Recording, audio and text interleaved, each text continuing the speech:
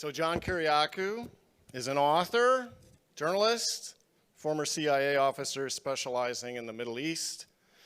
He was the first U.S. government official to confirm in December 2007 that waterboarding and other forms of torture were used overseas to interrogate prisoners. He's also the first CIA officer to be convicted for passing classified information to a reporter. Yeah, he served a 30-month prison sentence for that. You can hear his voice on 105.5 FM in Washington. Drive around, listen to him for 4 hours every day. His book, The Reluctant Spy, My Secret Life in the CIA's War on Terror, is a classic. Get the audiobook, print. It's phenomenal. We've asked him to talk about a few points he witnessed within the CIA, according to him, his own words, a great deal of respect for Palestinians. But we're asking him, is that respect open or suppressed? He received many warnings regarding covert Israeli intelligence maneuvers in the U.S. So we're asking him, oh, really? That sounds interesting. What were those?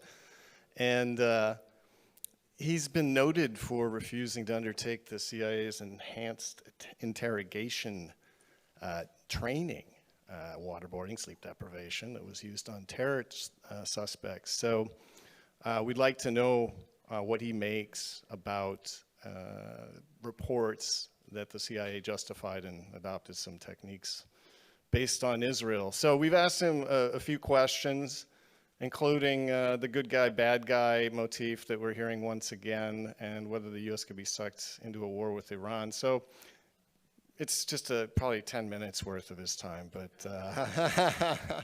please welcome John Kiriakou.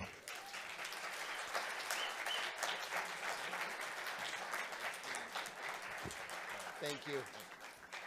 Good afternoon, everybody. Thank you so much. I'm very happy to be here. I really am. This is what a wonderful organization, a great event. It's not a normal thing, really, in Washington that you're able to get together with a group of like-minded individuals and speak freely. It's very nice. I'd like to do this in two parts, if I may. I want to talk first a little bit about my background at the CIA and the way the CIA views human rights, which is going to seem odd, I think, to most of you.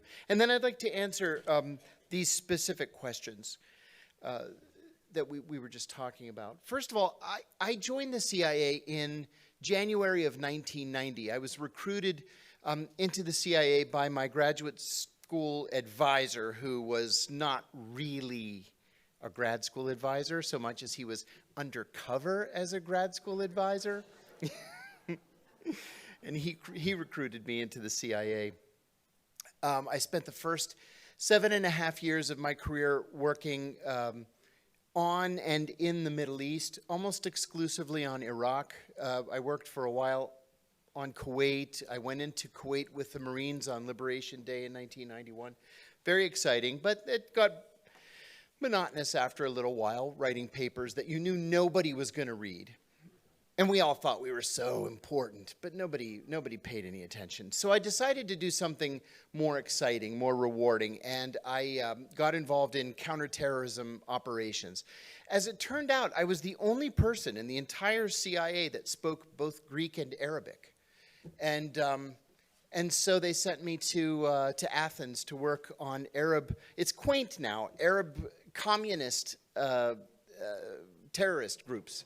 You remember the Popular Front for the Liberation of Palestine and Abu Nidal? And they were all old men by the time I got there. It became nonsensical. But anyway, it was a lot of fun, and I got to sort of learn the tradecraft. And then I went back to headquarters in 2000 after 10 years, mostly in the field. And then September 11th hit. And September 11th changed literally everything at the CIA. When Bill Clinton was elected president in 1992, he was inaugurated, of course, in January of 1993, the CIA underwent something called a cull. We were ordered to go through the files of literally every recruited asset we had in the world. And if those assets had any human rights problems in their past, we were ordered to cut ties with them, to fire them. A lot of us laughed when we heard that, because can you imagine the CIA saying, oh, you were involved in a human rights abuse 5 years ago. We can't have anything to do with you. But by God, they actually did. Bill Clinton was serious at the time about human rights, and we culled fully a third of the recruited assets that the CIA had around the world. That only lasted about 7 years. And then George W. Bush became president, September 11th happened, and everything changed overnight. I'm going to go back to 1990, my very first day at the CIA. We had a senior FBI agent come to talk to the new hire class. And one of the things that he said has stuck in my mind all of these 32 plus years. We were talking about counterintelligence and the FBI's role in counterintelligence. That is, trying to spot spies who are spying on us, whether they're moles, which is unusual, or intelligence officers of a foreign country. Well, most embassies here in Washington have what are called declared officers. Those are foreign intelligence officers who are here, and they are formally known to the FBI and the CIA as intelligence officers, right? So they're here to exchange paper and liaise and meet with their CIA and FBI counterparts, and then go back to their embassies and write a report and send it back to their capitals.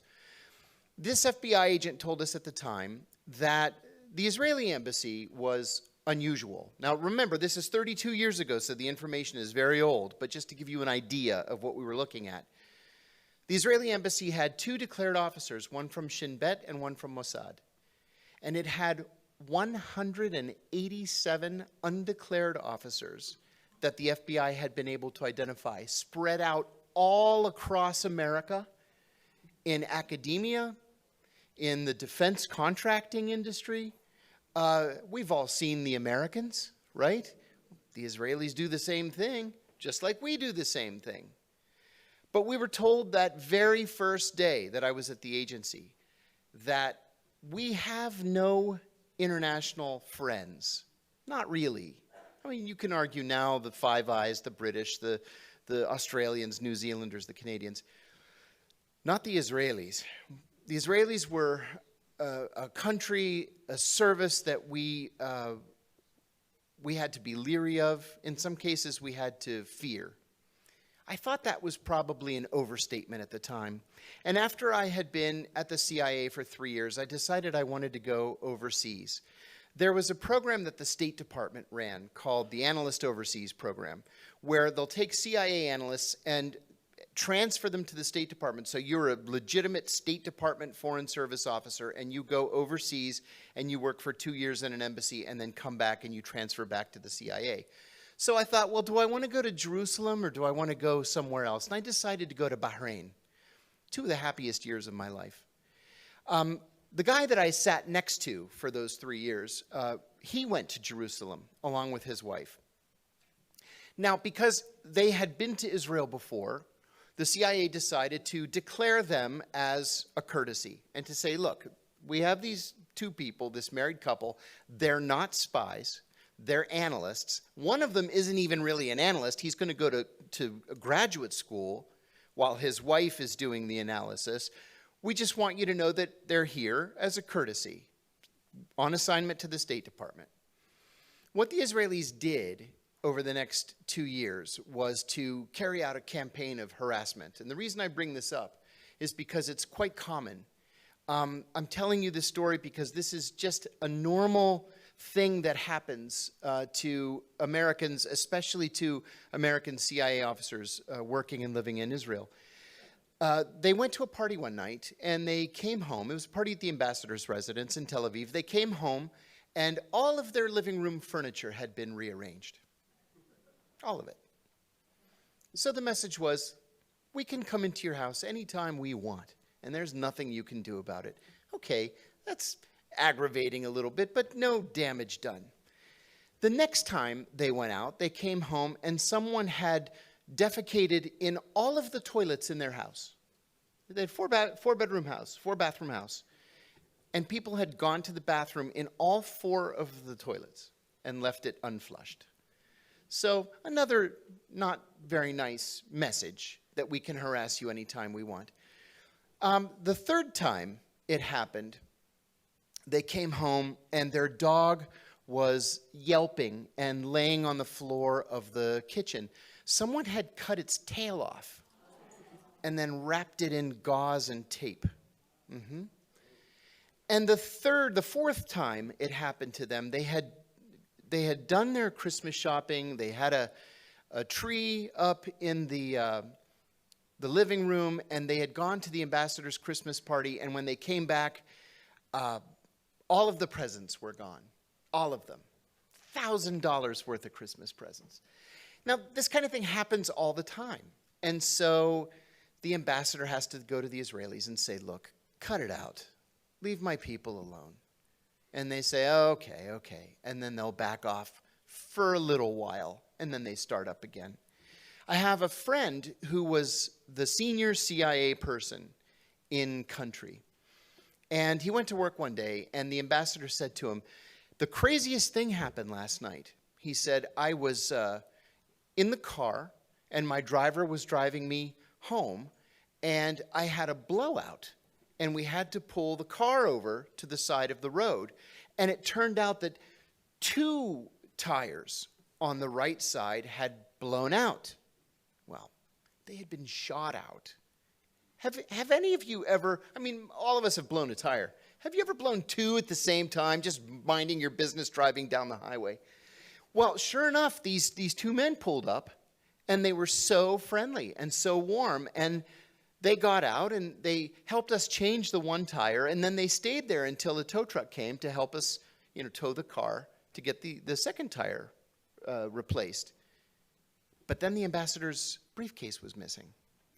And in the briefcase were personnel files because he was writing end-of-year performance evaluations. Well, that way, the friendly guys who stopped to help change the tire can determine who's getting a performance evaluation from the ambassador and who's not, because the ones who aren't are CIA officers, right? Because it's the Foreign Service people who are working for the ambassador. So we don't do things like this to the Israelis, ever. We also don't spy on the Israelis, ever, because of the political pressure that would put the CIA under on Capitol Hill. I made a little note to myself to be sure to talk about the dichotomy between the State Department and CIA on one hand and the White House and Capitol Hill on the other hand. All the years that I worked at the CIA, and being an analyst working on Iraq, an enemy country at the time, I was declared to, oh my God, more foreign intelligence services than I can even remember. It was dozens of them. I only spoke to the Israelis once in 15 years that I was there.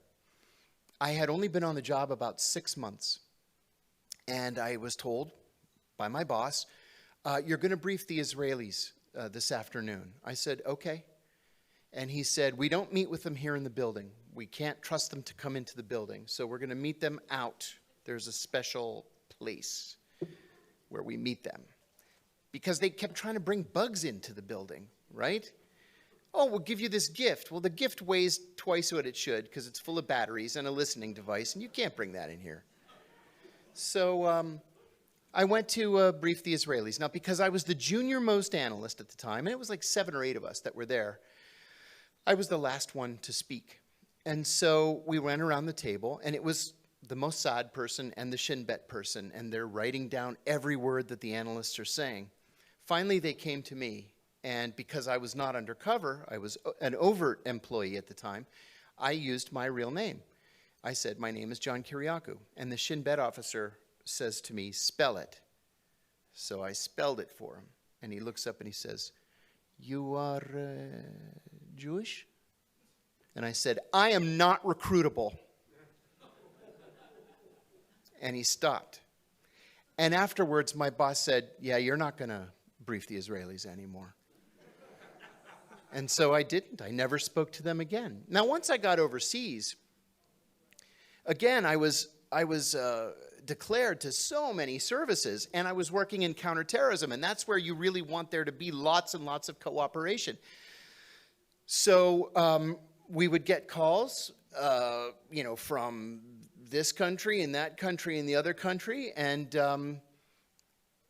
we rarely said no. Well, I can tell you from firsthand experience, when it came time to work with the Palestinians, I'm hard-pressed to think of a group of people who were more committed to counterterrorism, to peace. I mean, it was revelatory for me. It was a group of people who wanted to do the right thing. They wanted good relations. They wanted progress for their people. They wanted to have a role in the international community, and it was a joy to work with them.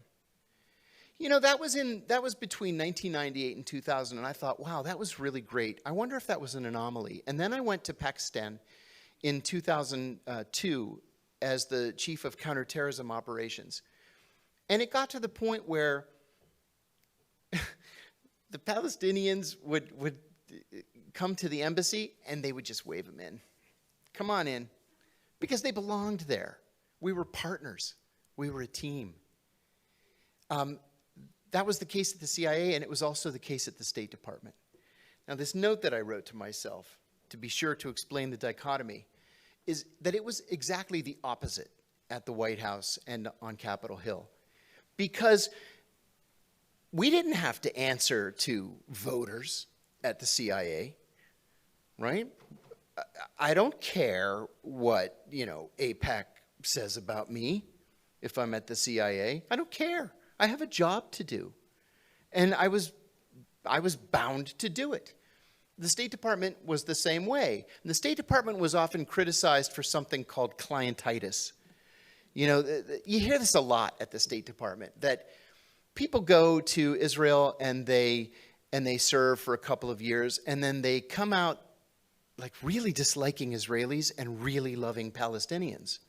And then they say, okay, well then you need to go to Berlin for a couple of years to cool off. We can't have all these Arab lovers in the... Well, it turns out that the whole State Department loves Arabs. It's just a completely different world. It's hard to describe. And then you go to the White House, especially to the National Security Council, to work with those people who have these fancy titles of senior assistant to the president for such and such affairs and assistant to the president, and you say, this is the way things should be in our policy on, the Levant or the Maghreb or whatever it is, and they don't want to hear it because you like Arabs too much. Well, with that said, we all just accepted it. And frankly, we all believed that we were right and the White House was wrong. Capitol Hill, forget it. It's a lost cause. On Capitol Hill, when we were summoned to give briefings, we would get in the car with somebody from the Office of Congressional Affairs, and they would always tell us before we walked into the House or Senate office buildings, remember, say as little as you can possibly get away with, and try not to answer the questions, right? Yeah, that's what we would do. Just don't answer the questions. You can talk and talk and talk and not really say anything. And then those senators and congressmen just get up and walk away anyway, so it never made any difference. I want to answer these questions in the little time that I have left. One is about Chaz Freeman. Why, in my view, was Chaz Freeman not able to bring his immense talent to office during the Obama administration? I worked for Chaz Freeman in Riyadh when he was the American ambassador to Saudi Arabia. And I was blessed over the course of my career with working with some of the most brilliant diplomatic minds anybody could encounter. He was one of them. He's a giant in diplomacy, and an honest giant. And the easy answer to this question is AIPAC simply would not allow him to assume this position. Now, this is a guy that had been ambassador to Saudi Arabia, ambassador to China. I think he was director general of the Foreign Service for a while. He was the chairman or deputy chairman of the National Intelligence Council. He's published extensively. He's a brilliant author, a historian.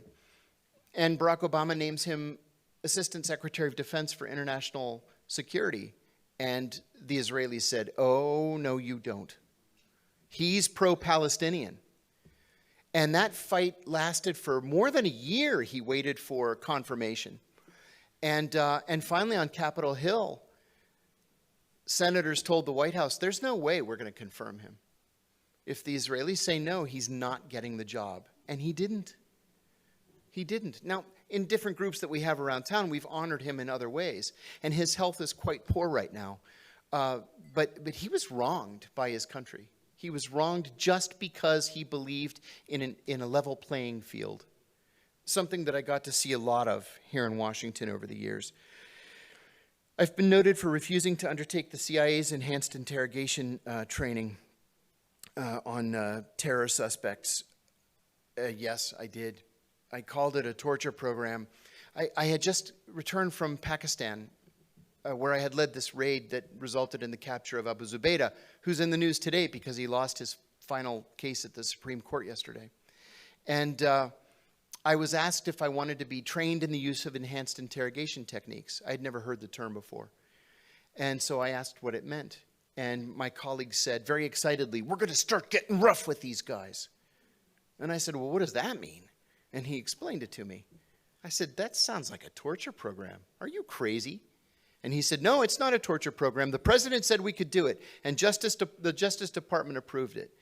I said, I don't know, man. That sounds like a torture program. I don't think I want to have anything to do with it. I said I had a moral and ethical problem with it.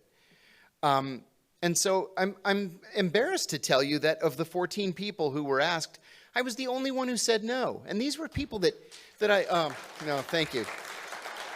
These were people that I traveled with, and our wives were friends, and our kids played together, and they were normal people to me, and it was a shock that they could turn it off and become monsters when they had to. Murderers in cold blood. This final question is, did we learn this from the Israelis? Of course we did.